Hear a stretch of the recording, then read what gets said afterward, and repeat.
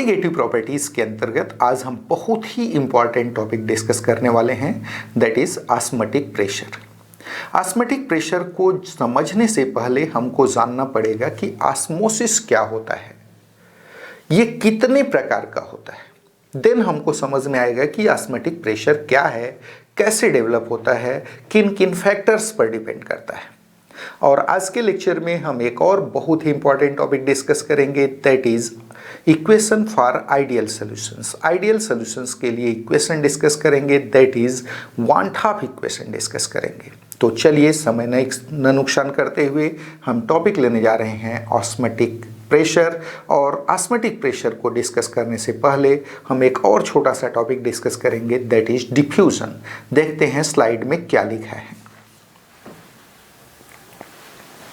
Diffusion, the self movement of both solvent and solute molecules from their higher concentration to lower concentration without any reference of a semi-permeable membrane is called diffusion. For example, if a bottle of ammonia is opened in air, ammonia molecules get diffused in air. Here, ammonia molecules come out of the bottle while air enters inside the bottle due to diffusion. तो आपको बताया गया ये diffusion क्या होता है, हिंदी में बोलते हैं विसरण। विसरण क्या होता है? तो सॉल्वेंट और सॉल्यूट दोनों ही के मॉलिक्यूल्स का अपने हायर कंसंट्रेशन से लोअर कंसंट्रेशन की ओर, याद रहे सॉल्वेंट का अपने हायर कंसंट्रेशन से लोअर कंसंट्रेशन की ओर, और सॉल्यूट का अपने हायर कंसंट्रेशन से लोअर कंसंट्रेशन की ओर सेल्फ मूवमेंट यानी स्वगति क्या कहलाता है? विसरण कहलाता है, डिफ्यूजन कहलाता है। तो कैसे डिफाइन किया आपने डिफ्यूजन को? The self movement of both solvent and solute molecules from their higher concentration to lower concentration without any reference of semi-permeable membrane। याद रहे यहां पर हम semi-permeable membrane का रेफरेंस नहीं लेते। वहीं जब हम ऑस्मोसिस को डिफाइन करेंगे तो वहां पर हम semi-permeable membrane की बात करेंगे, लेकिन यहां पर हमें semi-permeable membrane का कोई रेफरेंस नहीं लेना है। क्या कहलाता है? डिफ्यूजन कहलाता है। तो डिफ्यूजन क्या है? विलायक तथा विलेय, विलायक तथा विलेय दोनों ही के अणुओं का अपने उच्च सांद्रण से निम्न सांद्रण की ओर गमन क्या कहलाता है? विसरण कहलाता है। क्लियर है? यहां पर हम किसी भी प्रकार के सेमी परमिएबल मेम्ब्रेन का रेफरेंस नहीं लेते हैं।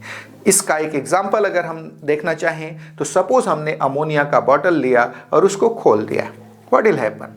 आप देखेंगे कि बॉटल के अंदर अमोनिया का कंसंट्रेशन ज्यादा है, जबकि बॉटल के बाहर एयर का कंसंट्रेशन ज्यादा है। अमोनिया अपने हायर कंसंट्रेशन से यानी बॉटल के अंदर से वो बाहर निकलने लगेगी, एटमॉस्फेयर की ओर जाने लगेगी जहां पर उसका कंसंट्रेशन कम है।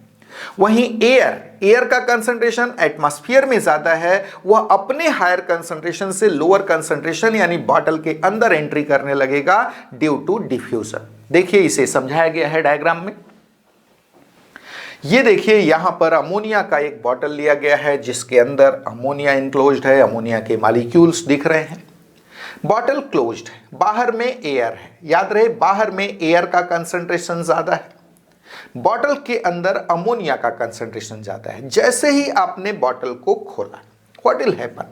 अमोनिया अपने हायर कंसंट्रेशन यानी बॉटल के अंदर से लोअर कंसंट्रेशन यानी बॉटल के बाहर आने लगी, और एयर अपने हायर कंसंट्रेशन यानी बॉटल के बाहर से कहां एंट्री करने लगा? बॉटल के अंदर एंट्री करने लगा। तो ये जो फेनोमेना हुई दैट इज डिफ्यूजन। क्या बोलते हैं इसे? दिस इज डिफ्यूजन, विसरण बोलते हैं। और यहां पर हमने किसी भी प्रकार के अर्ध पारगम्य झिल्ली यानी सेमी परमिएबल मेम्ब्रेन का रेफरेंस नहीं लिया है। क्लियर? तो डिफ्यूजन क्या होता है? सॉल्वेंट और सॉल्यूट दोनों ही के मॉलिक्यूल्स का अपने अपने हायर कंसंट्रेशन से लोअर कंसंट्रेशन की ओर सेल्फ मूवमेंट यानी स्वगमन क्या कहलाता है? विसरण कहलाता है, डिफ्यूजन कहलाता है। चलिए आगे बढ़ते हैं। Similarly, When a drop of KMnO4 is added to water, KMnO4 molecules get diffused in water forming a homogeneous solution. ये देखिए डायग्राम में आपने एक बीकर में वाटर लिया हुआ है और उसमें KMnO4 का एक ड्रॉप डाल दिया आपने। KMnO4 पोटेशियम परमैंगनेट का एक ड्रॉप आपने डाल दिया है। यहां पर what will happen, potassium permanganate का कंसंट्रेशन ड्रॉप के अंदर ज्यादा है जबकि बाहर में वाटर का कंसंट्रेशन ज्यादा है। आप देखेंगे कि पोटेशियम परमैंगनेट के मॉलिक्यूल अपने हायर कंसंट्रेशन यानी इस ड्रॉप से धीरे धीरे पूरे वाटर में डिफ्यूज होने लगेंगे, जबकि वाटर धीरे धीरे KMnO4 का जो ड्रॉप है उसमें डिफ्यूज होने लगेगा। तो यहां भी कौन सी फेनोमेना आपको देखने को मिल रही है, कौन सी घटना देखने को मिल रही है, दैट इज डिफ्यूजन, विसरण। चलिए आगे बढ़ते हैं। अब हम बात करते हैं ऑस्मोसिस की। याद रहे ऑस्मोसिस कोई नई चीज नहीं है, it is a special case of diffusion. ये डिफ्यूजन का ही एक विशेष केस है, विशेष रूप है, जहां पर सॉल्यूट मॉलिक्यूल के मूवमेंट को रोक दिया जाता है यूजिंग सेमी परमिएबल मेम्ब्रेन। एक सेमी परमिएबल मेम्ब्रेन का उपयोग करके, अर्ध पारगम्य झिल्ली का उपयोग करके सॉल्यूट मॉलिक्यूल्स के मूवमेंट को रोक दिया जाएगा। सिर्फ सॉल्वेंट मॉलिक्यूल्स मूव करेंगे, कहां से कहां, हायर सॉल्वेंट कंसंट्रेशन से लोअर सॉल्वेंट कंसंट्रेशन की ओर, या आप बोल सकते हो लो सॉल्यूट कंसंट्रेशन से हायर सॉल्यूट कंसंट्रेशन की ओर। तो क्या बताया गया, what is osmosis? Osmosis is a special case of diffusion where movement of solute molecules is checked. कैसे? By using semi permeable membrane. एक सेमी परमिएबल मेम्ब्रेन का उपयोग करके, अर्ध पारगम्य झिल्ली का उपयोग करके यहां पर हम सॉल्यूट मॉलिक्यूल्स के मूवमेंट को रोक देते हैं। सिर्फ सॉल्वेंट मॉलिक्यूल्स मूव करते हैं हायर सॉल्वेंट कंसंट्रेशन से लोअर सॉल्वेंट कंसंट्रेशन की ओर, या इसी को बोल सकते हो कि लो सॉल्यूट कंसंट्रेशन से हायर सॉल्यूट कंसंट्रेशन की ओर। चलिए देखते हैं स्लाइड में क्या लिखा है। Osmosis, the movement of solvent molecules. याद रहे हम डिफ्यूजन में सॉल्वेंट और सॉल्यूट दोनों मॉलिक्यूल्स के मूवमेंट की बात करते थे, यहां पर हम सिर्फ सॉल्वेंट मॉलिक्यूल के मूवमेंट की बात करेंगे। The movement of solvent molecules from high solvent concentration, that is low solute concentration, to low solvent concentration, that is high solute concentration, through a semi permeable membrane is called osmosis। तो आपको बताया गया कि movement of solvent molecules from higher solvent concentration, that is low solute concentration, to lower solvent concentration, that is high solute concentration, without any reference of through a semi permeable membrane. यहां पर हमको reference लेना है semi permeable membrane का। Semi permeable membrane से होकर solvent molecules का higher solvent concentration से लोअर सॉल्वेंट कंसंट्रेशन की ओर, या लो सॉल्यूट कंसंट्रेशन से हाई सॉल्यूट कंसंट्रेशन की ओर सेल्फ मूवमेंट क्या कहलाता है? ऑस्मोसिस कहलाता है। तो क्या देखा, what is osmosis? The movement of solvent molecules from high solvent concentration, that is low solute concentration, to low solvent concentration, that is high solute concentration, through a semi permeable membrane is called osmosis. For example, if a solution is separated from its solvent through a semi-permeable membrane, the solvent molecules start moving from solvent to solution through a semi-permeable membrane, through the semi-permeable membrane due to osmosis। तो अगर किसी solvent को solution से separate कर दिया जाए using semi permeable membrane, तो आप क्या देखेंगे, जो सॉल्वेंट के मॉलिक्यूल्स हैं वो सॉल्वेंट से सॉल्यूशन की ओर मूव करने लगते हैं थ्रू सेमी परमिएबल मेम्ब्रेन। यहां पर सॉल्यूट मॉलिक्यूल्स मूव नहीं कर सकते। क्यों नहीं कर सकते? क्योंकि सॉल्यूट मॉलिक्यूल्स के मूवमेंट को सेमी परमिएबल मेम्ब्रेन रोक देगा। क्लियर है? चलिए डायग्राम में देखते हैं। ये देखिए, यहां पर हमने एक टैंक लिया हुआ है, इस टैंक को semi permeable membrane that is SPM semi permeable membrane एक अर्ध पारगम्य झिल्ली का यूज करके दो पार्ट में हमने डिवाइड कर दिया है। एक पार्ट में हमने प्योर सॉल्वेंट ले लिया है और दूसरे पार्ट में 1% शुगर सोल्यूशन ले लिया है। पहले पार्ट में प्योर सॉल्वेंट, सपोज आपने प्योर वाटर लिया है, दूसरे पार्ट में 1% शुगर सोल्यूशन लिया है, किसका? शुगर का, वाटर में, और बीच में आपने क्या लगाया है? Semi permeable membrane. यहां पर आप देखेंगे कि जो प्योर सॉल्वेंट है उसके वेपर्स ज्यादा बनेंगे, उसका वेपर प्रेशर ज्यादा होगा, जबकि सॉल्यूशन के वेपर्स कम बनते हैं, उसका वेपर प्रेशर कम होता है। तो यहां प्रेशर कम लग रहा है, यहां प्रेशर ज्यादा लग रहा है।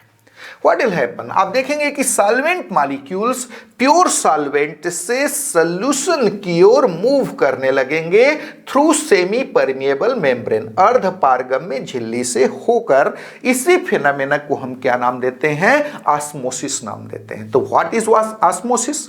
That is movement of solvent molecules from higher solvent concentration or low solute concentration to lower solvent concentration or higher solute concentration through semi permeable membrane। कहां से होकर? सेमी परमिएबल मेम्ब्रेन से होकर सॉल्वेंट मॉलिक्यूल्स का higher solvent concentration से lower solvent concentration की ओर, या लो सॉल्यूट कंसंट्रेशन, याद रहे यहां सॉल्यूट बिल्कुल नहीं है, तो लो सॉल्यूट कंसंट्रेशन से हायर सॉल्यूट कंसंट्रेशन की ओर मूवमेंट क्या कहलाता है? ऑस्मोसिस कहलाता है।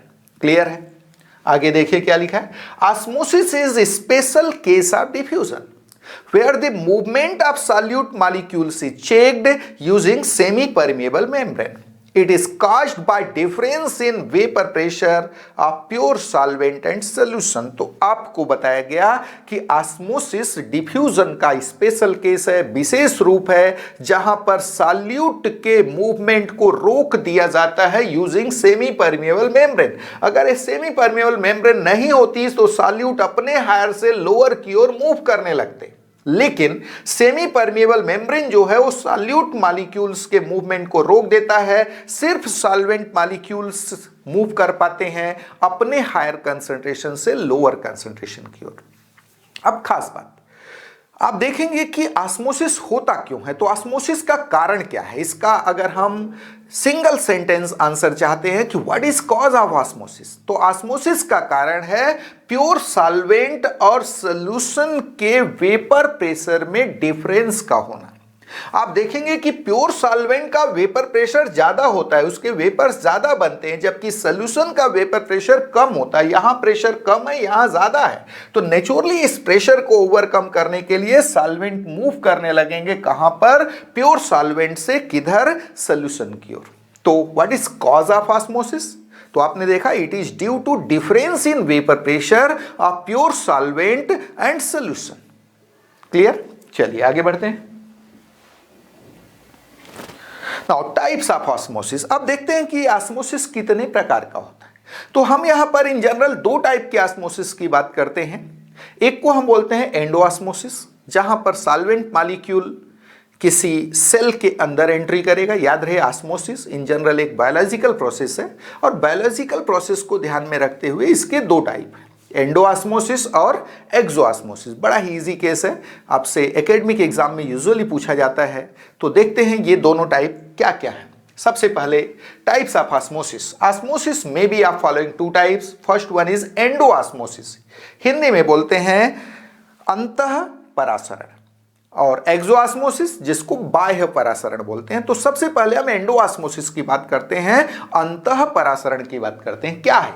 When an animal cell is placed in distilled water, the water molecules start entering into the cell through cell membrane due to endosmosis, so that the cell swells up and finally gets ruptured. Suppose एक animal cell को आपने रख दिया है distilled water में या fresh water में, what will happen? आप देखेंगे कि एनिमल सेल के अंदर जो सेल सैप है, सेल सैप, सेल के अंदर का लिक्विड, वो सेल सैप जो है वो हाइपरटोनिक है। हाइपरटोनिक यानी जिसका कंसंट्रेशन ज्यादा है। वहीं बाहर का जो डिस्टिल्ड वाटर है वो हाइपोटोनिक है। हाइपोटोनिक है मतलब उसका कंसंट्रेशन कम है, उसमें सॉल्यूट का कंसंट्रेशन कम है। व्हाट विल हैपन, याद रहे यहां पर ये जो सेल मेम्ब्रेन है, सेल की मेम्ब्रेन, सेल के बाहर की जो कवरिंग है वह सेमी परमिएबल मेम्ब्रेन जैसा बिहेव करती है। याद रहे टेक्निकली ये सेलेक्टिवली परमिएबल मेम्ब्रेन है, लेकिन यहां पर हमने as a semi permeable membrane इसको डिस्कस किया है। अगर हम थोड़ा सा इसके माइन्यूट साइज में साइड जाएं तो आप देखेंगे कि जो सेल मेम्ब्रेन होती है that is selectively permeable. Selectively permeable का मतलब होता है कुछ सेलेक्टिव सॉल्यूट को वो मूव करने देती है, अपने से आर पार जाने देती है। तो एज ए रूल ये सेलेक्टिवली परमिएबल है, लेकिन हमने यहां पर इसको सेमी परमिएबल मान करके डिटेल किया हुआ है। तो आप देखेंगे कि ये जो सेल मेम्ब्रेन है ये सेमी परमिएबल है, बाहर में डिस्टिल्ड वाटर है और अंदर में सेल सैप है। क्या होगा, जैसे ही आप एनिमल सेल को रख देते हैं डिस्टिल्ड वाटर में, वाटर मॉलिक्यूल्स एंट्री करने लगेंगे inside the cell from higher water concentration to low water concentration, higher solvent concentration to low solvent concentration, वो एंट्री करने लगेंगे। What will happen, cell size में बढ़ेगी, इट विल स्वेल अप, फूल जाएगी और फाइनली रप्चर्ड हो जाएगी, फट जाएगी फूल करके। तो जब एनिमल सेल को आप डिस्टिल्ड वाटर में रखते हो तो साइज में बढ़ती है और फाइनली रप्चर्ड हो जाती है। It is due to endosmosis. किसके कारण है यह, एंडोऑस्मोसिस के कारण है, अंतः परासरण के कारण है। चलिए आगे बढ़ते हैं। Here cell sap is hypertonic to distilled water, hence water molecules enter into the cell through cell membrane due to endoosmosis। Already बता चुका हूं कि यहां पर जो सेल के बाहर का डिस्टिल्ड वाटर था वो हाइपोटोनिक था, सेल के अंदर का सेल सैप कैसा था, हाइपरटोनिक था। तो यहाँ वाटर मॉलिक्यूल्स बाहर से, सेल के बाहर से सेल के अंदर एंट्री कर रहे थे, जिसके कारण सेल की साइज बढ़ी और फाइनली वो रप्चर्ड हो गई, फट गई सेल।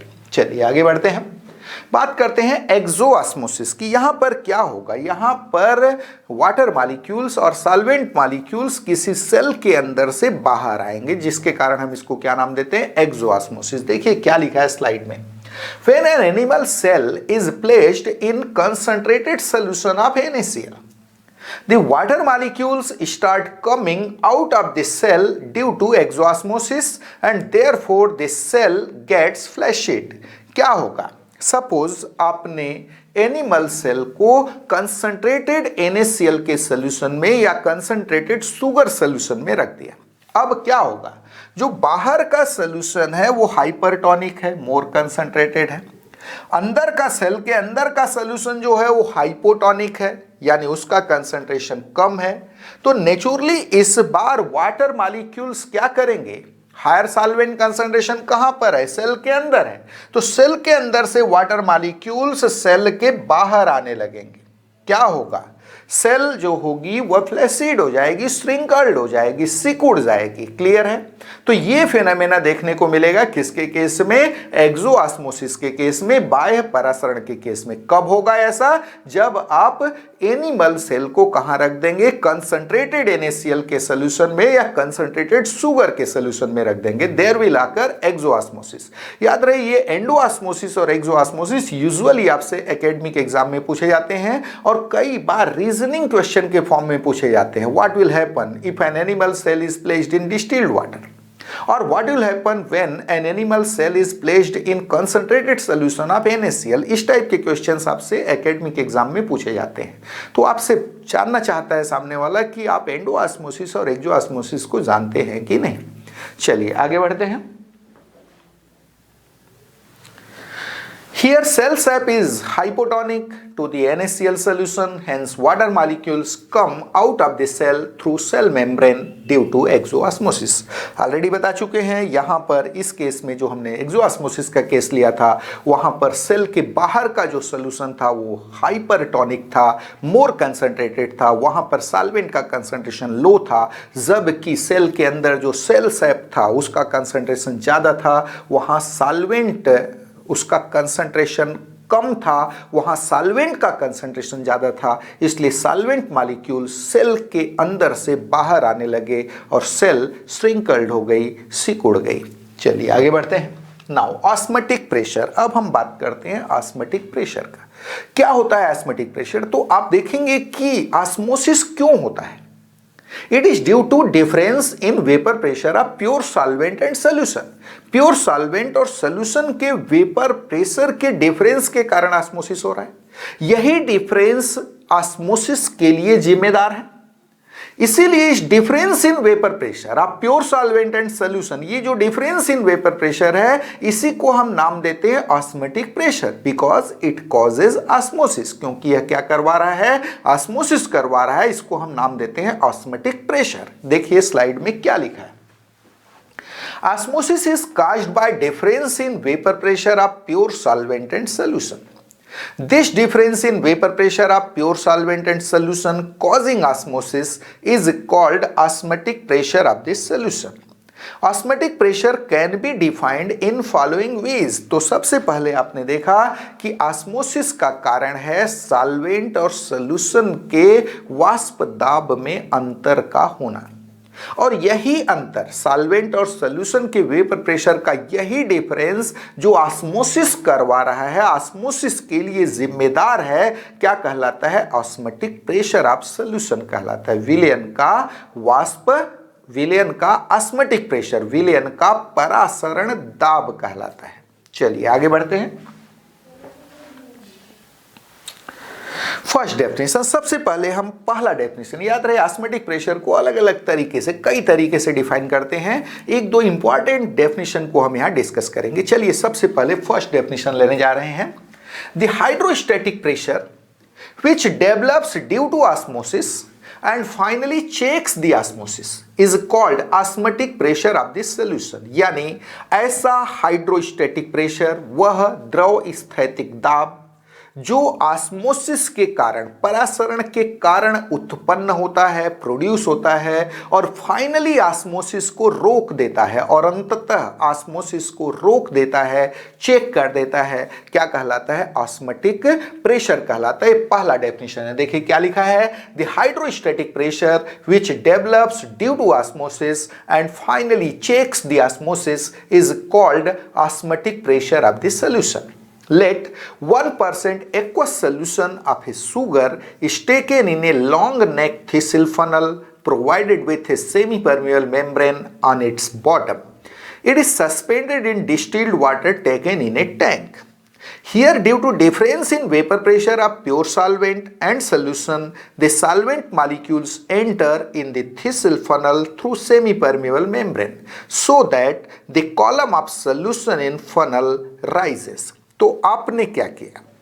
आपने एक लॉन्ग नेक थिसिल फनल लिया जिसके बॉटम पर सेमी परमिएबल मेम्ब्रेन लगा है। इस थिसिल फनल में आपने 1% एक्वस सोल्यूशन सपोज ले लिया शुगर का, और थिसिल फनल को डिस्टिल्ड वाटर में या फ्रेश वाटर में आपने लटका दिया। स्पेशली डिस्टिल्ड वाटर में आपने उसे क्या कर दिया? लटका दिया। नाउ व्हाट विल हैपन, क्या होगा? देखिए डायग्राम में क्या शो किया गया। ये देखिए डायग्राम, यहां पर आपने एक लॉन्ग नेक थिसिल फनल लिया हुआ है, थिसिल फनल। यहां पर बॉटम पर एक semi permeable membrane, SPM, semi permeable membrane, अर्ध पारगम में झिल्ली लगा दी गई है। अंदर में आपने थिसिल फनल में 1% एक्वस शुगर सोल्यूशन आपने लिया हुआ है, क्लियर। और इसे आपने एक टब में वाटर लिया हुआ, डिस्टिल्ड वाटर, उसमें आपने हैंग कर दिया है, लटका दिया है। नाउ व्हाट विल हैपन, क्या होगा? सपोज थिसिल फनल में सोल्यूशन का इनिशियल लेवल ये था, यहां तक सोल्यूशन इनिशियली भरा हुआ था। जैसे ही आपने थिसिल फनल को टैंक में वाटर से भरे हुए, डिस्टिल्ड वाटर से भरे हुए टैंक में लटकाया, what will happen? Due to endosmosis यहां से वाटर मॉलिक्यूल्स एंट्री करने लगेंगे। कहां पर? थिसिल फनल के अंदर। याद रहे ये जो प्योर वाटर था, प्योर डिस्टिल्ड वाटर, उसका वेपर प्रेशर ज्यादा था, वहां ज्यादा वेपर्स बन रहे थे, प्रेशर ज्यादा एक्सर्ट कर रहे थे वाटर के सरफेस पर। जबकि सोल्यूशन के वेपर्स कम बन रहे थे, वहां प्रेशर कम था। तो यहां प्रेशर कम था, यहां प्रेशर ज्यादा था, जिसके कारण वाटर एंट्री करने लगा किसके अंदर? थिसिल फनल के अंदर, और धीरे धीरे ये लेवल राइज होने लगेगा। और राइज होते होते एक डेफिनेट लेवल पर, सपोज ए फाइनल लेवल, यहां जाकर के वो रुक गया। तो आपने क्या देखा? Due to osmosis. ऑस्मोसिस क्यों हुआ? क्योंकि प्योर वाटर और सॉल्यूशन के वेपर प्रेशर में डिफरेंसेस थे, उनके वाष्प दाब में अंतर था। यहां प्योर वाटर जो था, प्योर डिस्टिल्ड वाटर, उसका वेपर प्रेशर ज्यादा था, जबकि सॉल्यूशन का वेपर प्रेशर कम था। जैसे ही आपने सॉल्यूशन को वाटर के कांटेक्ट में लाया, यहां पर ऑस्मोसिस के कारण वाटर मॉलिक्यूल्स एंटर करने लगे। कहां पर? Inside the thistle funnel. और ये जो लेवल था सॉल्यूशन का, इनिशियल लेवल, वो धीरे धीरे राइज होने लगा, और राइज होते होते कहां तक पहुंच गया? Final level. और वहां जाकर के सॉल्यूशन का जो लेवल था उसका राइज होना रुक गया। क्यों रुक गया भाई?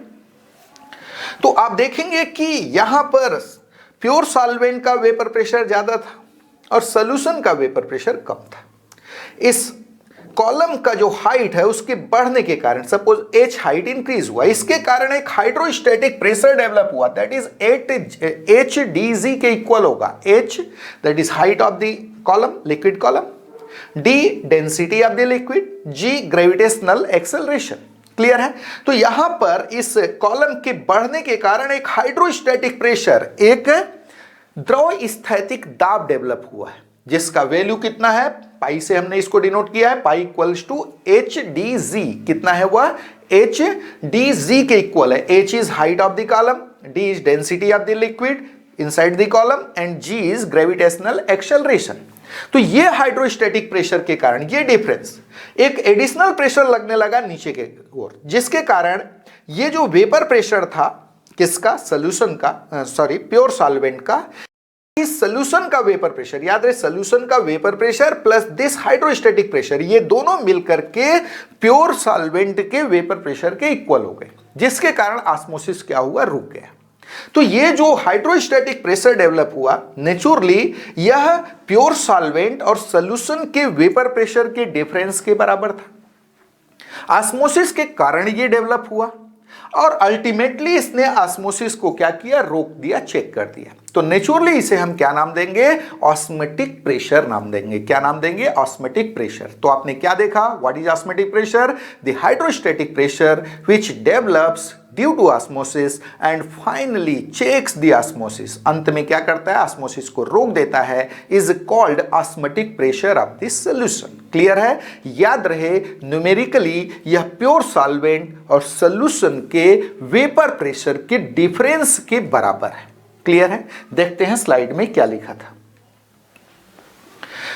After some times the osmosis gets checked and therefore the rise of column in funnel gets stopped. Here, due to rise of the column of solution in funnel, a hydrostatic pressure that is pi equals to HdG gets developed, which finally checks the osmosis. This hydrostatic pressure is called osmotic pressure of this solution. तो ये आपने देखा osmotic pressure का पहला definition। क्या देखा आपने? When a long neck thistle funnel is taken and it is filled with 1% aqueous solution of sugar or simply any solution, आपने लिया thistle funnel के अंदर, जिसके बॉटम पर क्या लगा हुआ था? एक सेमी परमियल मेम्ब्रेन लगा हुआ था, और इस थिसिल फनल को आपने हैंग कर दिया एक टैंक में, जिसमें प्योर सॉल्वेंट लिया गया था। सॉल्वेंट थ्रू ऑस्मोसिस कहाँ जाने लगेगा? थिसिल फनल के अंदर। थिसिल फनल के जो सोल्यूशन का लेवल था वह इंक्रीज होगा, और उस लेवल इंक्रीज के कारण एक हाइड्रोस्टैटिक प्रेशर डेवलप होगा, और ये हाइड्रोस्टैटिक प्रेशर जब इक्वल हो जाता है प्योर सॉल्वेंट और सोल्यूशन के वेपर प्रेशर के डिफरेंस के बराबर, तब उस केस में ऑस्मोसिस क्या होता है? रुक जाता है। और यही हाइड्रोस्टैटिक प्रेशर किस नाम से जाना जाता है? ऑस्मेटिक प्रेशर के नाम से जाना जाता है। चलिए आगे बढ़ते हैं। अब हम बात करते हैं सेकेंड डेफिनेशन का। सबसे पहले देखते हैं स्लाइड में क्या लिखा है। Second definition, the external pressure which when applied on the solution separated from semi-permeable membrane, the vapor pressure of solution becomes equal to that of pure solvent and osmosis gets stopped, is called osmotic pressure of solution. Let a tank is provided into two equal half using a semi-permeable membrane. One part of the tank is filled with distilled water while other part is filled with 1% aqueous solution of sugar. Here the vapor pressure of pure solvent is more than that of solution. Hence the solvent molecules start entering in distilled water through semi-permeable membrane. देखिए यहाँ पर second definition क्या है. Second definition है the external pressure which when applied on solution separated from pure solvent through semi-permeable membrane osmosis gets checked is called osmotic pressure of solution. यहाँ पर हमने मान लिया कि एक टैंक को, एक वाटर कंटेनर को हमने सेमी परमेबल मेम्ब्रेन के थ्रू दो पार्ट में डिवाइड कर दिया. एक पार्ट में हमने प्योर सॉल्वेंट ले लिया, दूसरे में सॉल्यूशन ले लिया. तो ड्यू टू ऑस्मोसिस क्या देखेंगे आप, जो सॉल्वेंट मॉलिक्यूल्स हैं प्योर सॉल्वेंट से सॉल्यूशन में एंट्री करने लगेंगे. और इसको रोकने के लिए हम जितना एक्सटर्नल प्रेशर लगाएंगे वही क्या कहलाएगा, ऑस्मोटिक प्रेशर ऑफ सॉल्यूशन कहलाएगा. डायग्राम देखिए, ये देखिए यहां पर आपने एक टैंक लिया हुआ है. इस टैंक को सेमी परमेबल मेम्ब्रेन एसपीएम के थ्रू दो पार्ट में हमने डिवाइड कर लिया. एक पार्ट में हमने प्योर सॉल्वेंट लिया, दूसरे पार्ट में 1% एक्वस सॉल्यूशन लिया सपोज. अब क्या होगा, सपोज ये पिस्टन नहीं लगा था, क्या होगा इससे, चूंकि सॉल्वेंट का वेपर प्रेशर ज्यादा था, सॉल्यूशन का वेपर प्रेशर कम था, सॉल्वेंट एंट्री करने लगेगा किसमें, सॉल्यूशन में through SPM semi permeable membrane. अब इसको रोकने के लिए जितना एक्सटर्नल प्रेशर हम लगाते हैं वो प्रेशर एक्चुअल में इक्वल है difference in vapour pressure of pure solvent और सॉल्यूशन के, और इसी को हम नाम देते हैं ऑस्मोटिक प्रेशर ऑफ सॉल्यूशन. तो अब हम करेंगे क्या, यहां पर सपोज हमने एक पिस्टन लगा दिया और पिस्टन से इतना प्रेशर अप्लाई किया कि सॉल्यूशन का वेपर प्रेशर और प्योर सॉल्वेंट का वेपर प्रेशर दोनों इक्वल हो गए. तो ये जो प्रेशर हमने अप्लाई किया है थ्रू पिस्टन, पिस्टन के थ्रू हमने जो सॉल्यूशन के ऊपर लगाया है वही किस नाम से जाना जाएगा, ऑस्मोटिक प्रेशर ऑफ सॉल्यूशन के नाम से जाना जाएगा. क्योंकि इतना प्रेशर जब आप अप्लाई कर दोगे तो इधर यहां का vapour pressure plus external pressure ये दोनों मिल करके vapour pressure of pure solvent के इक्वल हो जाएंगे और ऑस्मोसिस रुक जाएगा.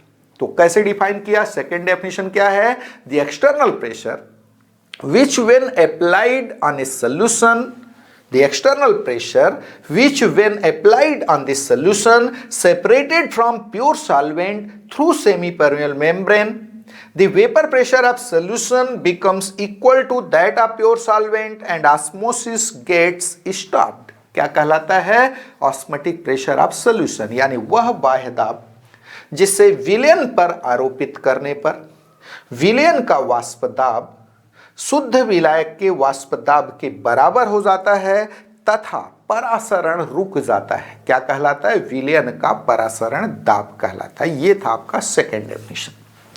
आगे देखिए क्या लिखा है, let an external pressure is applied on solution using a piston so that the vapour pressure of solution becomes equal to that of pure solvent and therefore osmosis gets stopped. Already discuss कर चुके हैं. तो ये आपने osmotic pressure का second definition देखा. चलिए आगे बढ़ते हैं.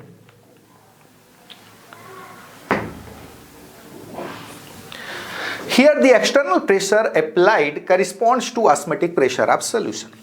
Osmotic pressure is a colligative property which depends only upon the number of particles in solution and is independent of nature of particles.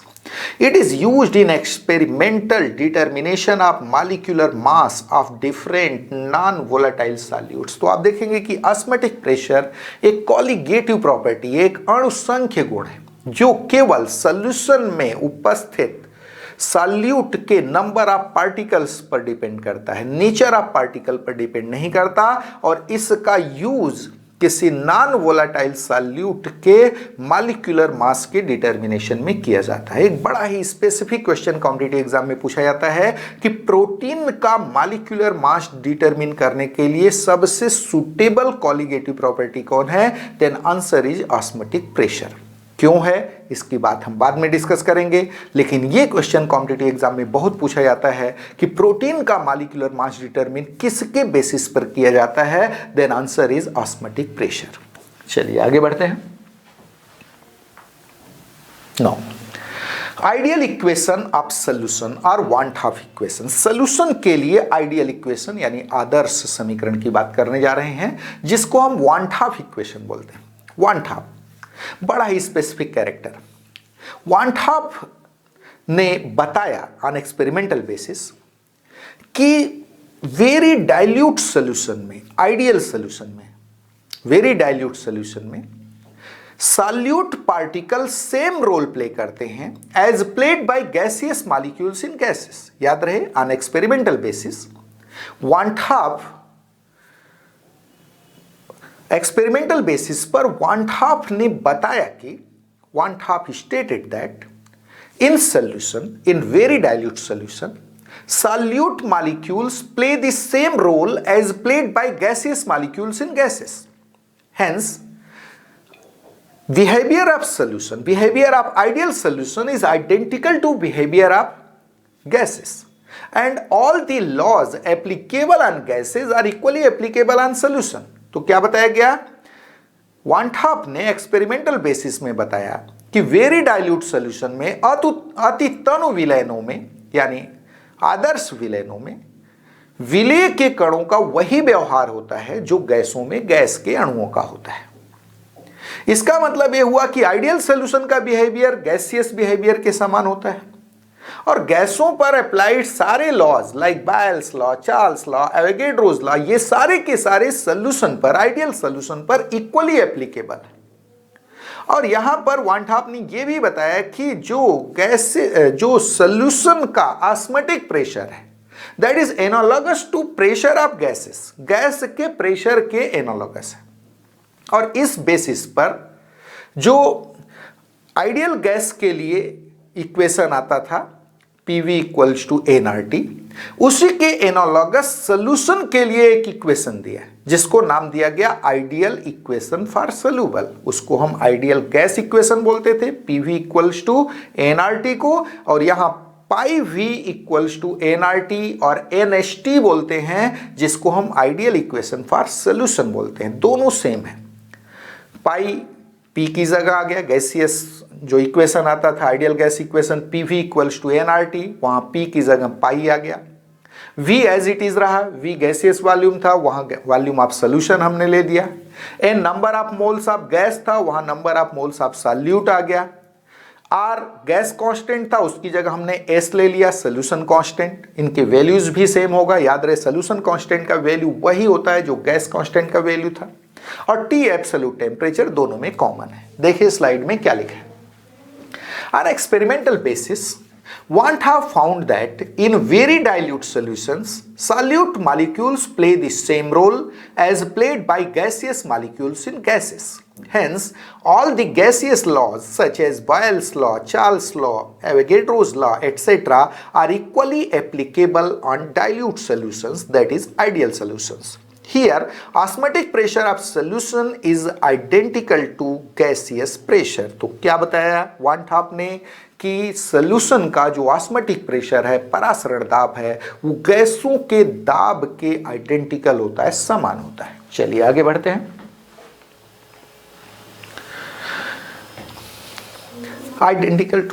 Identical to ideal gas equation, Want have gave following equation applicable to the ideal solutions. Pi V equals to NHT, where pi equals to osmotic pressure, N equals to number of moles of solute, S equals to solution constant, इसका value gas constant के ही equal है, that is 8.314 joule पर kelvin पर मोल, T equals to absolute temperature. This equation is called ideal equation for solution. तो आपने देखा कि ideal gas equation के ही आइडेंटिकल आइडियल सॉल्यूशन के लिए वांट हाफ ने एक इक्वेशन दिया जिसको हम वांट हाफ इक्वेशन बोलते हैं और इक्वेशन फॉर आइडियल सॉल्यूशन बोलते हैं। PV इक्वल्स टू nRT के एनालॉगस इक्वेशन क्या दिया गया? Pi V equals to NHT, where pi is osmotic pressure, N equals to number of moles of solute, S equals to solution constant and T is absolute temperature. चलिए आगे बढ़ते हैं। Let W be gram of a non-volatile solute B having molecular mass Mb is present in V liter of solution. Then from ideal equation for solution pi V equals to NHT. याद रहे हमने मान लिया कि किसी non volatile solute B का WB gram जिसका molecular mass है Mb सॉल्यूशन के V लीटर में प्रेजेंट है। उस केस में क्या होगा, pi V equals to NHT, N का वैल्यू क्या आएगा, that is equals to pi V equals to NHT और pi equals to N upon VHT, V को हमने ट्रांसफर कर दिया, pi equals to N upon VHT। अब इस N का वैल्यू पुट कर दे, number of moles of solute क्या होगा, mass of solute upon gram molecular mass of solute that is WB upon MB, उसको हम यहां पुट कर देंगे और पाई इक्वल्स टू आ गया WB upon MB into VHT। एक इक्वेशन मिल गया। याद रहे ये आइडियल इक्वेशन फॉर सोल्यूशन जो था उसी का मॉडिफाइड फॉर्म है। क्या मिला, pi equals to WB upon MB VHT। इसी को हम किस नाम से जानते हैं, वान हाफ इक्वेशन के नाम से जानते हैं। किस नाम से जानते हैं, वान हाफ समीकरण, वान हाफ इक्वेशन। क्या लिखा है, all these equations, याद रहे सारे equations, all these equations are called van 't Hoff equations or osmotic van 't Hoff equations for osmotic pressure of ideal solutions। तो ideal solutions के osmotic pressure के लिए ये सारे equations किस नाम से जाने जाते हैं, van 't Hoff equations के नाम से जाने जाते हैं। यहाँ एक चीज साफ है, आप देख सकते हैं कि osmotic pressure is inversely proportional to molecular mass of solute और molecular mass of solute is inversely proportional to osmotic pressure, जैसा कि सारे कोलिगेटिव प्रॉपर्टीज में हमको देखने को मिलता था। साथ साथ ये भी है कि अगर अदर पैरामीटर्स हमको नोन हो तो यहां से हम सॉल्यूशन का ऑस्मोटिक प्रेशर कैलकुलेट कर सकते हैं। चलिए देखते हैं आगे क्या लिखा है स्लाइड में।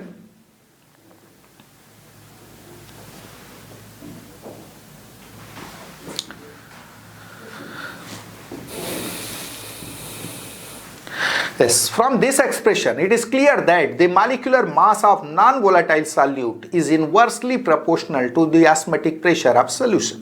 Now, isotonic और isoosmotic solution, हम बात करते हैं isotonic solution। कॉम्पिटिटिव एग्जाम में बहुत पूछता है, एकेडमिक एग्जाम में भी पूछा जाता है। आइसोटोनिक सोल्यूशन क्या है या आइसोऑस्मोटिक सॉल्यूशंस क्या है। ऐसे सॉल्यूशंस जिनका ऑस्मोटिक प्रेशर सेम होता है क्या कहलाते हैं, आइसोऑस्मोटिक और आइसोटोनिक सॉल्यूशंस। इन सॉल्यूशंस को अगर हम सेमी परमिएबल मेम्ब्रेन से सेपरेट कर दें, there will occur no osmosis, तो इनके बीच ऑस्मोसिस की घटना नहीं होगी क्योंकि दोनों के ऑस्मोटिक प्रेशर क्या है, सेम है। देखिए स्लाइड में क्या लिखा है, The solutions having same osmotic pressure are called isoosmotic or isotonic solutions.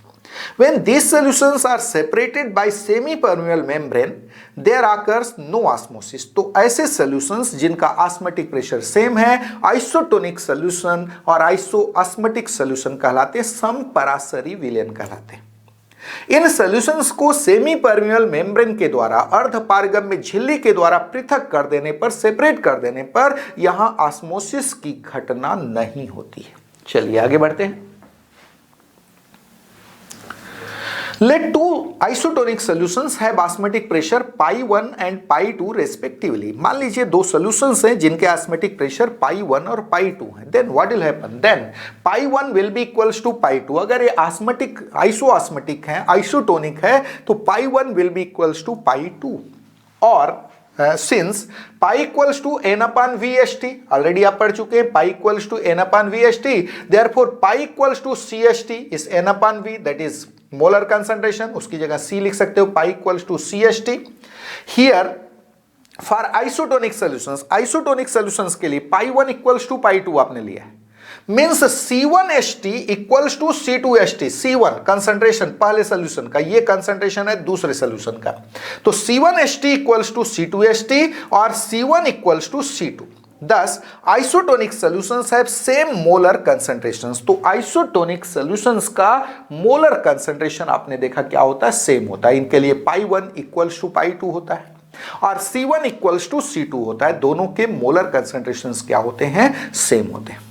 तो आज के लेक्चर में बस इतना ही। आज के लेक्चर में आपने देखा कि ऑस्मोटिक प्रेशर क्या होता है, साथ में आइडियल इक्वेशंस फॉर सोल्यूशन आपने देखा, जिसको वन हाफ इक्वेशन बोलते हैं। यहाँ से न्यूमेरिकल्स पूछे जाते हैं, जिसको हम न्यूमेरिकल सेक्शन में डिस्कस करेंगे। साथ में कॉम्पिटिटिव एग्जाम में बहुत ज़्यादा पूछा जाने वाला टॉपिक आइसोटोनिक सोल्यूशंस क्या है और इसके लिए मैथमेटिकल कंडीशंस क्या है। तो आपने मैथमेटिकल कंडीशन क्या देखा, π1 = π2 होगा, साथ में C1 = C2 यहाँ मिलेगा। तो आज के लेक्चर में बस इतना ही, बाकी हम नेक्स्ट लेक्चर में डिस्कस करेंगे। और नेक्स्ट लेक्चर में हम बात करेंगे एबनॉर्मल मॉलिक्यूलर मास की, सॉल्यूट का abnormal molecular mass on the basis of colligative properties. Colligative properties के बेसिस पर जो हम सॉल्यूट का मॉलिक्यूलर मास डिटरमिन करते हैं, कई बार वो एबनॉर्मल मिलता है। वह एबनॉर्मल मॉलिक्यूलर मास कितना होता है और क्यों होता है, ये सारी बातें हम नेक्स्ट लेक्चर में डिस्कस करेंगे। तो आज बस इतना ही। Thank you.